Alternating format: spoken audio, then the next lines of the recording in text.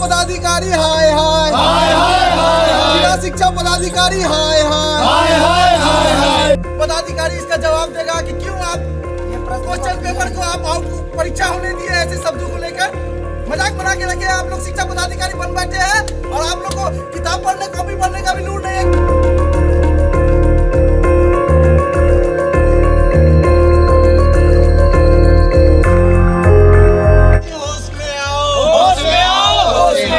पदाधिकारी होश में आओ, होश में आओ, होश में आओ। भारत माता की जय। विद्यार्थी परिषद जिंदाबाद, जिंदाबाद के समर्थन में शिक्षा व्यवस्था चलाना बंद करो, बंद करो, बंद करो।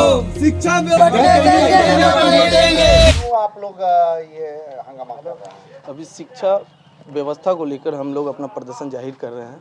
बिहार शिक्षा के 7वीं क्लास में प्रश्न पूछे गए थे जिनका ये था कि देश को किस नाम से जाना जाता है। जैसे चाइनीज़ को चाइना के नाम से जाना जाता है, इंग्लैंड को अंग्रेज़ या फिर ब्रिटिश बोल सकते हैं, इंडिया को तो इंडियन भारतीय कहते ही हैं, लेकिन कश्मीर को क्या कहते हैं। यानी भारत को 2 भागों में बांटा गया है, एक कश्मीरी और एक कहना चाह रहे हो आप कि भारत में इंडियन लोग हैं। यानी क्या है, ये राज्य को 2 भागों में बांटना, ये सरकार किस ओर जा रही है कि राजनीति करने के चक्कर में अब देश को ही 2 टुकड़ों में बांट दोगे। बस इसलिए शिक्षा व्यवस्था के साथ खिलवाड़ किया जा रहा है। बहुत बड़ा खिलवाड़ किया जा रहा है। शिक्षा व्यवस्था में कभी भी राजनीति आनी ही नहीं चाहिए।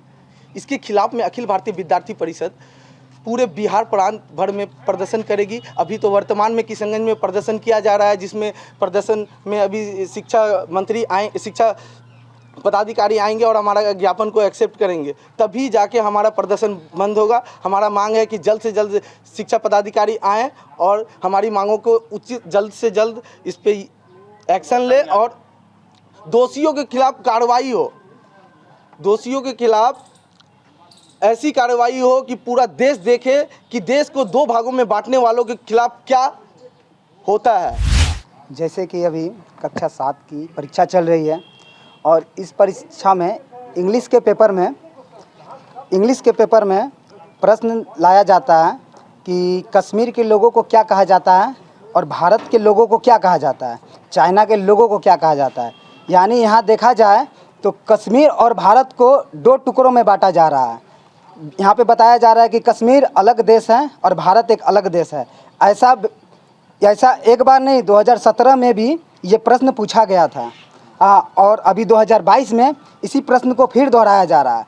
ये सीमांचल जैसे क्षेत्र में किशनगंज, अररिया, पूर्णिया में जो अभी एग्ज़ाम हो रहा है उसमें ये सवाल को दोहराया जा रहा है।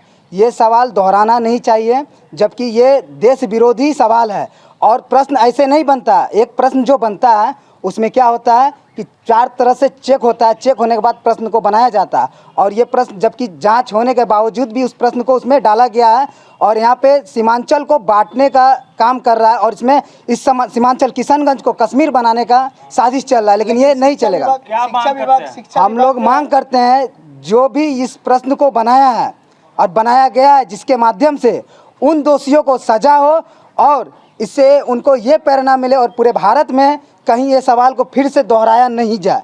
तो शिक्षा विभाग एक तरफ कह रही है कि मिस प्रिंटिंग हो गया है, मानवीय भूल एक इंसान से होता है, काहे कि उसको पेपर को बनाने में 5 लोगों का चेक इन हुआ, चेक इन के बावजूद भी फिर कैसे भूल होगा।